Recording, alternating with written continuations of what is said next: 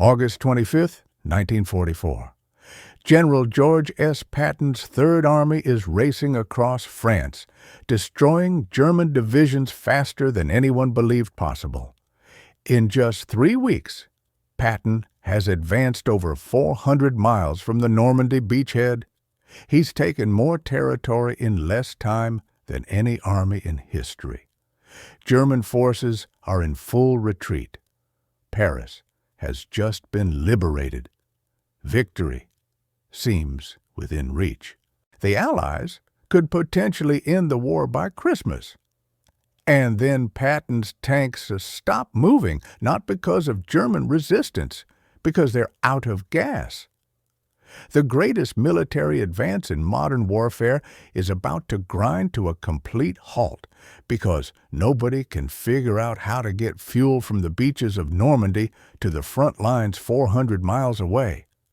Every railroad in France has been bombed to rubble. The ports are destroyed. The roads are cratered. And Patton's tanks are drinking 400 gallons of fuel per mile. The logisticians say it's impossible. The supply situation is unsolvable. The advance is over. But then someone has an idea, an insane idea. What if we just drove it there? Thousands of trucks, tens of thousands of drivers operating 24 hours a day, non-stop, no sleep, just drive. It was called the Red Ball Express, and it became the greatest logistical miracle in military history. An operation so desperate, so improvised, and so successful that it literally saved the Allied advance and changed the outcome of World War II. This is the story of the truck drivers who won the war, the men who drove through enemy fire and exhaustion to deliver the supplies that kept Patton's army rolling, the 75% of those drivers who were black soldiers serving a country that wouldn't let them vote, fighting for a freedom they didn't have at home. This is the story they never taught you in school. Let's start with the problem. And the problem was simple. The Allied invasion of Normandy on June 6, 1944, had been a success. Over 150,000 troops had landed on the beaches and established a foothold in France. But establishing a foothold and sustaining an army are two completely different challenges. A modern mechanized army consumes resources at an almost incomprehensible rate. Every day, a single infantry division required 700 tons of supplies. Food, ammunition, fuel, medical supplies, spare parts, everything. Patton's Third Army had multiple armored divisions. Each armored division needed even more. The tanks alone consumed thousands of gallons of fuel daily. A single Sherman tank got less than 1 mile per gallon. In the initial planning for D-Day, Allied strategists had assumed they would capture intact French ports quickly and use those ports to bring in supplies directly from England. They would repair the French railway system and use trains to move supplies inland. Everything depended on ports and railroads, but nothing went according to plan. The Germans had destroyed the port facilities before retreating. The port at Cherbourg was captured, but so thoroughly demolished it would take months to make operational. Other ports remained in German hands, and the railroads were completely unusable. The Allies themselves had spent 2 years bombing every railroad bridge, switching yard and locomotive in France to prevent German reinforcements from reaching Normandy. They had done their job too well. The railroad system was gone, so all supplies had to come across the invasion beaches. Everything, every bullet, every bandage, every gallon of fuel, all of it had to be landed on those beaches, sorted, loaded onto trucks, and driven inland. Initially, this worked. The front lines were close to the beaches. Supply runs were short. But then came the breakout. In late July, Operation Cobra smashed through German defenses. Patton's Third Army poured through the gap and began racing east. Every day, the front lines moved farther from the supply beaches. 20 miles, 50 miles, 100 miles, 200 miles. The supply trucks couldn't keep up. They would drive to the front, unload, drive back to the beaches, load up, and drive forward again. But each trip took longer. The round trip went from hours to days. Trucks that had been making multiple runs per day were now making one run every 3 days. And Patton kept advancing. He didn't want to slow down. He couldn't slow down. The German army was collapsing. This was the moment to destroy them completely. Every day of delay gave the Germans time to reorganize, to establish new defensive positions, to bring up reinforcements. Patton famously said his tanks could run on gasoline or guts, but he preferred gasoline. By August, he was running out of both. His supply situation was critical. Ammunition was rationed. Fuel was so scarce that tanks were stopping in the middle of advances, completely dry. On August 17, 1944, Patton wrote in his diary, "We have, at the moment, the greatest chance to win the war ever presented. The Third Army has advanced farther and faster than any army in history. But we are held up for lack of gasoline. If we could get the supplies, we could go anywhere." The same day, Supreme Allied Commander Dwight Eisenhower received a report from his chief logistician. The report was blunt. The supply system was breaking down. At current consumption rates and current transportation capacity, it was impossible to sustain the advance. Something had to give. Either slow down the advance or find a way to move dramatically more supplies dramatically faster. Eisenhower made his decision. Find a way. The advance couldn't stop. Not now. Not when victory was so close. The solution was improvised by officers in the communication zone, the unglamorous rear echelon command responsible for logistics. They proposed a radical idea. Take every available truck in the European theater, organize them into continuous convoys, clear specific routes of all other traffic, run the convoys 24 hours a day, non-stop. Drivers would drive until exhausted, hand the truck off to another driver, sleep for a few hours, then get back behind the wheel. It was called the Red Ball Express. The name came from railroad terminology. Railroads used red balls to mark high-priority freight cars that got priority routing and couldn't be delayed. The truck convoys would operate the same way. Everything else on the roads had to yield to red ball trucks. They had absolute priority. The operation officially began on August 25, 1944. At its peak, the Red Ball Express used over 6,000 trucks and over 23,000 personnel. They operated on a closed-loop highway system. 2 parallel roads through France, one for trucks heading to the front, one for trucks returning empty to the beaches. No civilian traffic, no other military traffic. Just red ball trucks rolling day and night. The primary route ran from Saint-Lô in Normandy to Chartres, over 200 miles. Later, as Patton advanced, the route extended to Verdun, over 400 miles. Every mile of these roads was marked with signs bearing the red ball insignia. Military police were stationed at intersections to keep the routes clear and direct traffic. The trucks were primarily GMC 2.5-ton cargo trucks, nicknamed Deuce and a Half. These were the workhorses of the U.S. Army. Simple, reliable, and capable of carrying massive loads over rough terrain.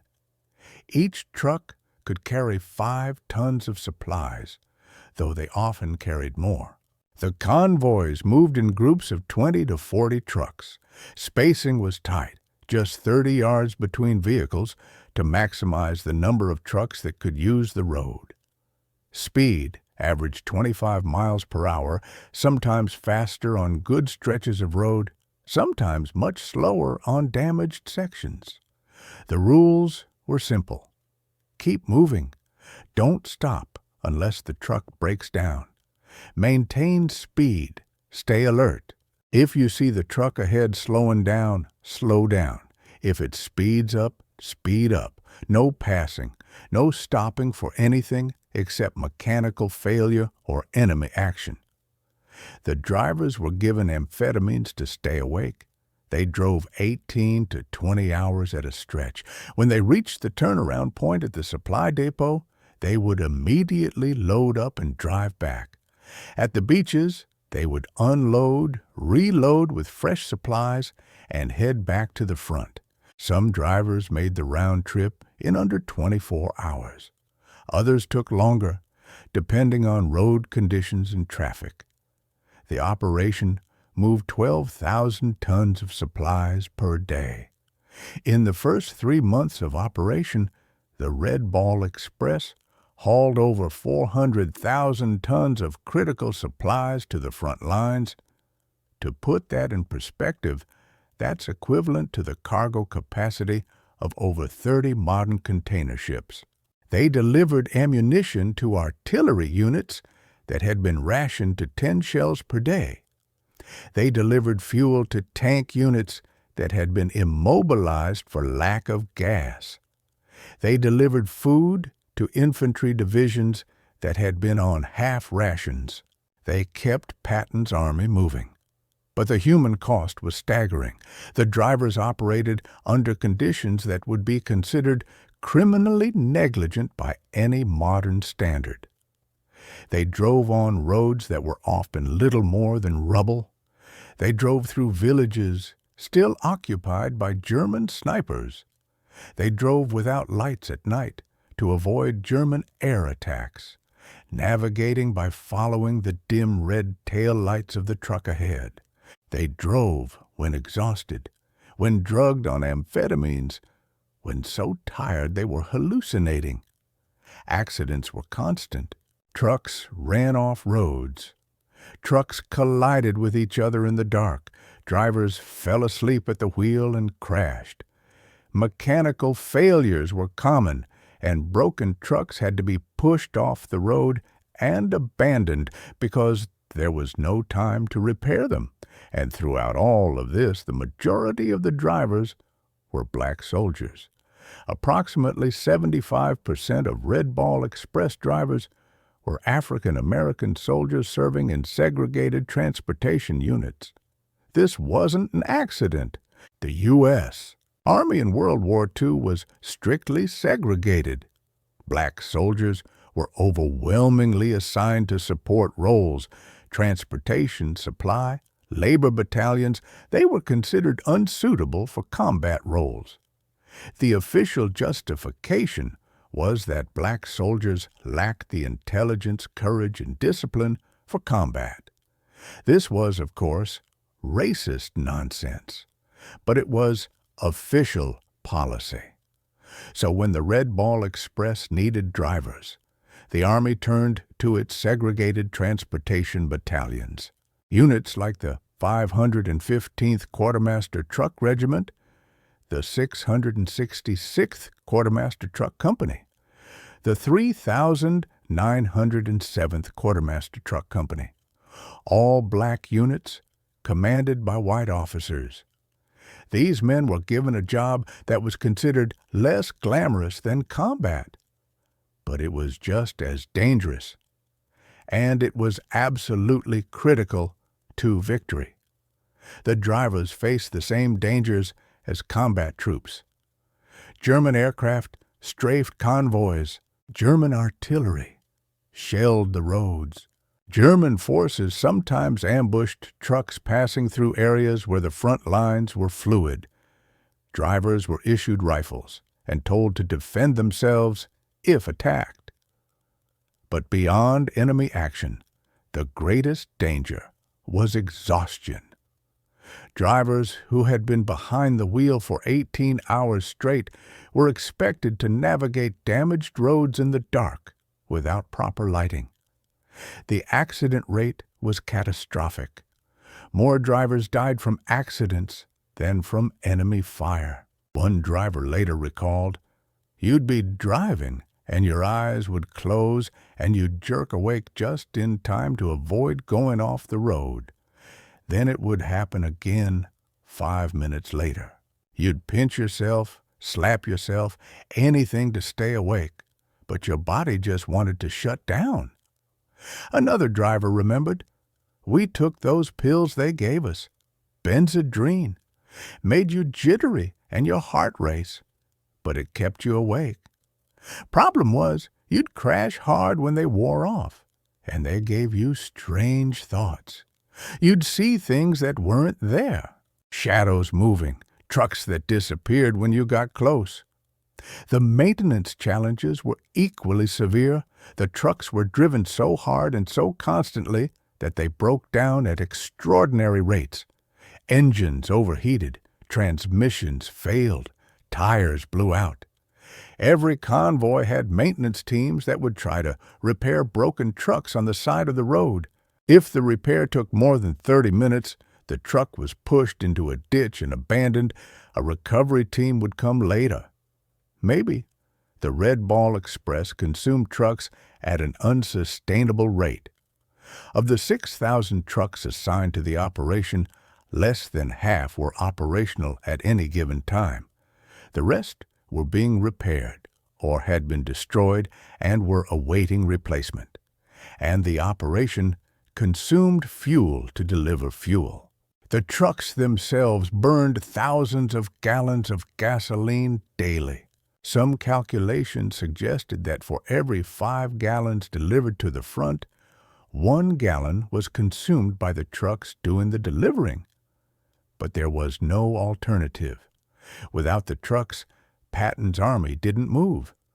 With the trucks, victory remained possible. The operation had its skeptics. Some officers argued it was wasteful and inefficient. They said the truck drivers were experiencing casualty rates comparable to combat infantry units, but were producing less military value. They said the resources consumed by the Red Ball Express could be better used elsewhere. Patton disagreed violently. He visited Red Ball Express supply points personally to thank the drivers.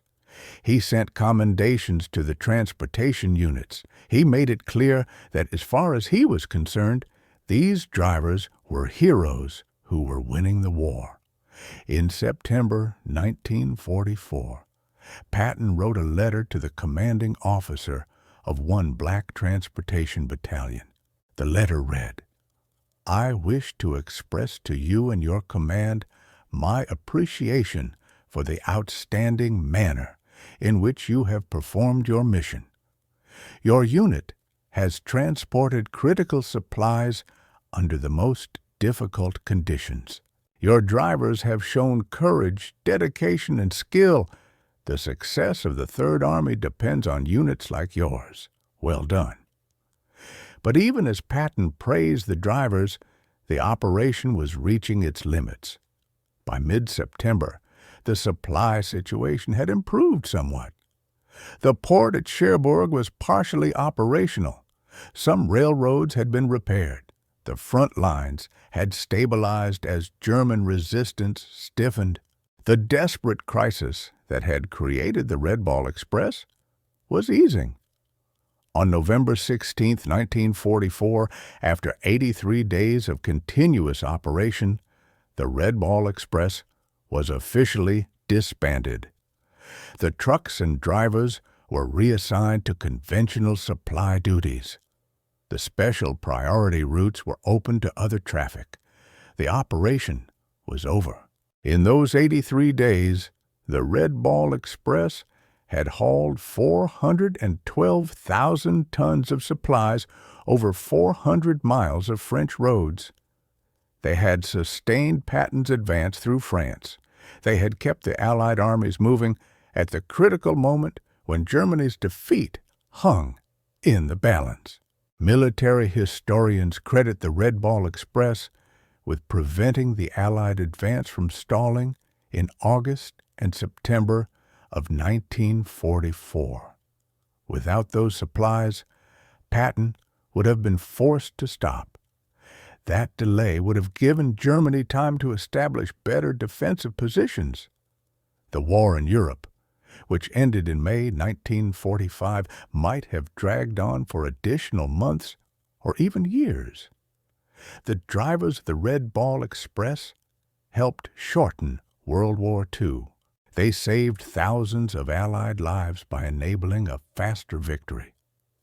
They demonstrated that even in modern mechanized warfare, sometimes the simplest solution is the best one. When you can't use ships or trains, use trucks. When you don't have enough drivers, find more drivers. When people say it's impossible, do it anyway. But when the war ended and the soldiers came home, the story of the Red Ball Express faded quickly. The operation received minimal coverage in the press during the war because it wasn't considered glamorous. Truck driving wasn't heroic. Supply logistics weren't exciting. And the fact that most of the drivers were black soldiers serving in a segregated army was something the military didn't particularly want to highlight. The white officers who commanded the Red Ball Express units received commendations and promotions. The drivers received little recognition. They came home to an America that was still segregated. They couldn't vote in many states. They faced discrimination in housing, employment, and education. They had risked their lives to defend freedom abroad, and they had none at home. One Red Ball Express veteran, interviewed decades later, said, "We drove those trucks day and night. We kept Patton moving. We helped win the war. And when we came home, we still had to sit in the back of the bus. We still couldn't eat in white restaurants. We'd saved Europe, but we couldn't get a decent job in Alabama." Another veteran said, "The white soldiers who fought got parades and medals and monuments. We got told to go home and be quiet, like what we did didn't matter, like we weren't really soldiers." For 50 years, the Red Ball Express was largely forgotten. It appeared in few history books. It wasn't taught in schools. When people thought about World War II logistics, they thought about the Liberty ships or the Air Transport Command. Nobody remembered the truck drivers. That began to change in the 1990s. Historians researching African American contributions to World War II rediscovered the Red Ball Express. Veterans organizations began efforts to recognize the drivers. Documentaries were made, books were written. Slowly, the story began to be told. In 2004, on the 60th anniversary of the operation's start, the U.S. Army held a ceremony at Fort Lee, Virginia, honoring the Red Ball Express and its drivers. Surviving veterans were invited. Some were able to attend. They were in their 80s by then. Old men who had once been young truck drivers racing through France to save an army. One of those veterans, speaking at the ceremony, said, "We didn't do it for glory. We did it because it needed to be done. We did it because our country asked us to, even though our country didn't treat us right. We did it because we believed America could be better. We believed if we served with honor, maybe things would change. Maybe our kids would have a better country." And things did change. Slowly. Too slowly. But the service of black soldiers in World War II, including the drivers of the Red Ball Express, became part of the argument for desegregating the military. In 1948, President Truman issued Executive Order 9981, ordering the desegregation of the armed forces. The order specifically cited the exemplary service of black soldiers during the war. The Red Ball Express drivers had proven what should never have needed proving, that black Americans were just as brave, skilled, and dedicated as white Americans.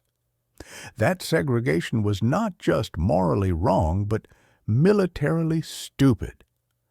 That America was wasting the talents and sacrificing the lives of millions of citizens because of racist policies. The story of the Red Ball Express is a story about logistics, about trucks and fuel and ammunition, about roads and convoys and supply dumps. But it's also a story about who gets remembered and who gets forgotten. The generals get statues, the infantry gets monuments, the pilots get movies, the truck drivers get nothing. Or they got nothing for 50 years until someone finally decided their story was worth telling. General Patton is remembered as one of the greatest American generals. He's portrayed in films by George C. Scott. He's the subject of dozens of biographies. His advancement across France is taught as a masterpiece of armored warfare. But Patton's tanks didn't run on his personality. They ran on gasoline. Gasoline delivered by truck drivers whose names nobody remembers. Black soldiers driving through the night on amphetamines and willpower, keeping the Third Army moving when everyone said it was impossible. Patton knew this. In his diary and his letters, he repeatedly praised the supply troops. He understood that tactics and strategy mean nothing if your soldiers don't have bullets or your tanks don't have fuel. But history prefers stories about generals making bold decisions. History doesn't like stories about truck drivers solving impossible logistical problems through sheer endurance. The Red Ball Express operated for 83 days. In those 83 days, thousands of drivers made hundreds of trips. They drove millions of miles. They delivered hundreds of thousands of tons of supplies. They worked until they collapsed. They crashed and died. They were shot at and bombed. They did it without recognition, without thanks, and without the basic civil rights they were fighting to defend for others. And then they came home and were told to go to the back of the bus. The last known surviving Red Ball Express driver, Lee Williams, died in 2014 at the age of 92. He had driven supply trucks from Normandy to Germany. After the war, he came home to Mississippi, where he worked as a janitor, because black veterans couldn't get good jobs. He never talked much about his war service. Before he died, he gave one interview to a local newspaper. The reporter asked him what he wanted people to know about the Red Ball Express. Williams said, "I want people to know we were there. We mattered. What we did mattered. We were Americans. We served our country, and we deserve to be remembered." August 25th, 1944. The greatest army in the world was stopped dead because it ran out of fuel. The logistician said the problem was unsolvable. The general said the advance was over. And then 23,000 men, most of them black soldiers serving in a segregated army, climbed into 6,000 trucks and drove day and night for 83 days straight to prove everyone wrong. They moved 400,000 tons of supplies. They saved Patton's advance. They shortened the war. They helped defeat Nazi Germany. And for 50 years, nobody remembered their names. The Red Ball Express, the truck drivers who won World War II, the forgotten heroes who kept rolling when everyone else stopped. They drove through the night on roads that barely existed, delivering hope to an army and freedom to a continent, knowing they'd come home to a country that still wouldn't give them a seat at the lunch counter. That's the story they never taught you in school. That's the history that almost got erased. But now you know. The generals get the glory, the truck drivers get forgotten. But the war wouldn't have been won without them. Remember that.